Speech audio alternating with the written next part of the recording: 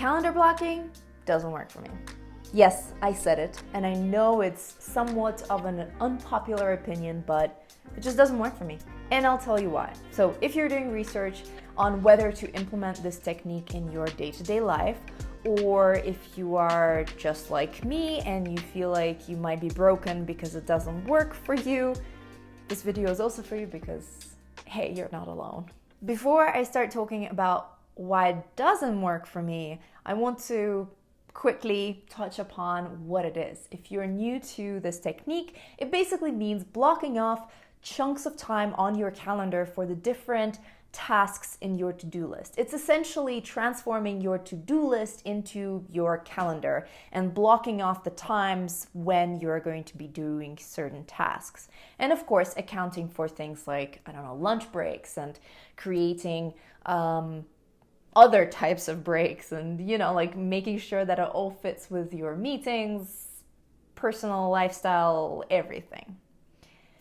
It doesn't work for me, however, and I'll tell you why. My first problem with calendar blocking, and this is not a problem with calendar blocking, it's a problem that I have and that prevents me from enjoying calendar blocking as well as I think I would otherwise, is that I am so bad at estimating how long a task will take me. I just cannot do it.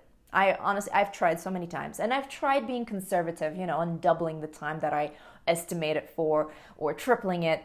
Still, I'm so bad at it, meaning that my blocks are not good / not representative of what my day will actually look like. And I ultimately fall behind, feel like a failure, and that brings me down, which is not great, right? We don't want the tools that we use to have an effect on your mood and therefore have an effect on your well-being, self-esteem, and therefore productivity, what you do in life, etc., right? Like it's a domino effect in my opinion.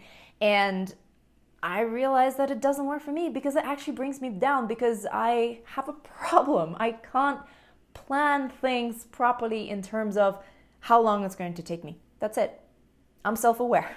I admit it. The second problem that I have with this technique, or the second problem that I have that doesn't allow me to enjoy this technique, let's rephrase that, is that it's too rigid, in my opinion. It doesn't allow for flexibility or spontaneity.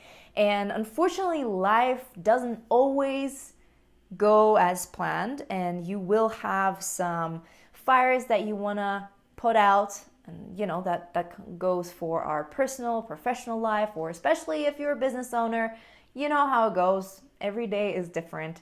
You never know what the day is going to bring you. And sometimes you have to have that time and you have to be flexible when it comes to your calendar and how you're using your time.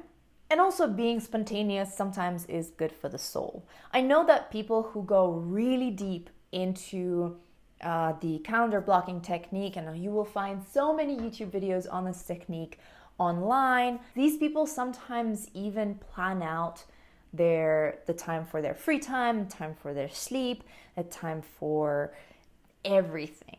And I do not like that rigidity because I want to stick to the plan. I really want to stick to the plan.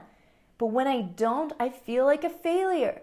And with my inability to estimate how long things will take me, and also the rigidity and me wanting to stick to it, it's just a whole downward spiral of me feeling like a failure because I'm not completing things as they are coming. And God forbid I would fall behind on something because I didn't really have the flexibility to move things around. Well, yes, I could just drag and drop things on my Google Calendar, but it felt bad. I didn't like doing this because I should stick to the plan, right? And it was like a constant fight with the perfectionist inside of me, and I didn't enjoy that.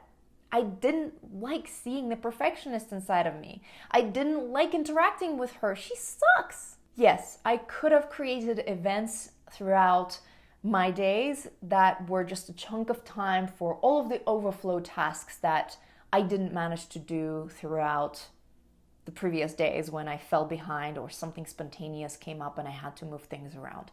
I could have. And now in retrospect, I can see how that could have helped me gain more flexibility and more time for that spontaneity that I wanted to have. However, again, the perfectionist and the overachiever in me didn't want to have that slot. She just didn't want to have that. No. And if I try calendar blocking again, will I do that again? I have no idea. We'll see. But I guess the final and the biggest thing for me was it stressed me out seeing my calendar that full. It stressed me out that I have an event for everything. It stressed me out having to schedule breaks for myself. That was the only way I was going to get a break, if I schedule it. And of course, again, like you have the perfectionist and the overachiever in me just being on my two shoulders and being like, no, you don't need a break. You're a machine. Like, continue working through this. No, I did not like it. And nothing makes me happier these days than seeing my calendar with no meetings, no nothing. It's just, I don't know, there's something about it that I really truly enjoy. And I'm experimenting with other productivity techniques that don't require filling up your calendar like that, that will still make me productive and happy, and I will share what works with me. I'm experimenting with all the different things, but calendar blocking just didn't do it. I'm sorry. I know it's a great technique. It just didn't work. And I'm honestly sad. I was like, yes, this is a magical thing. It will solve all my problems. No, it did not. It did not. It made me unhappy. It made me feel like a failure. It made me interact with the perfectionist inside of me much more so than I do otherwise. And I did not enjoy it. I don't like seeing that side of me, but it was triggered by that whole experience.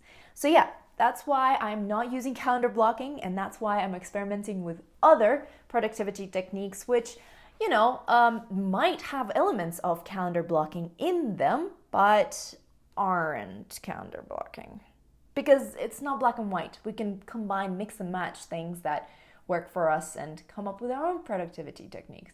And if I do come up with something wonderful, I will definitely share it with you here. So make sure you subscribe to this channel and follow me on other social media so that you don't miss that public service announcement when it's ready.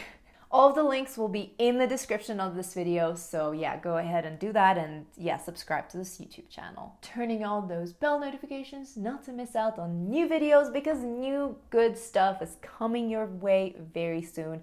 And then there's also a big rebrand that's happening that's so exciting. I'm filming behind the scenes right now, so there will be a whole vlog about it.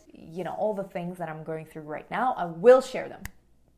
And I will announce when everything is done, Thank you for watching. I hope this was helpful in your research on whether calendar blocking is right for you, or made you feel a bit better if you're just like me and you thought that, oh, the problem is with you, you're just this black sheep that calendar blocking doesn't work for. No, you're not alone. It's just another tool that doesn't work for everyone. Like this video if you've enjoyed it, and share it with a friend who is trying calendar blocking or is thinking about calendar blocking. And I'm not trying to deter you from starting calendar blocking or trying it for yourself. I'm just sharing my experience. Please try it. Your experience might be different if you haven't done it before. So there you go. Have a wonderful time of the day you're currently experiencing. Bye.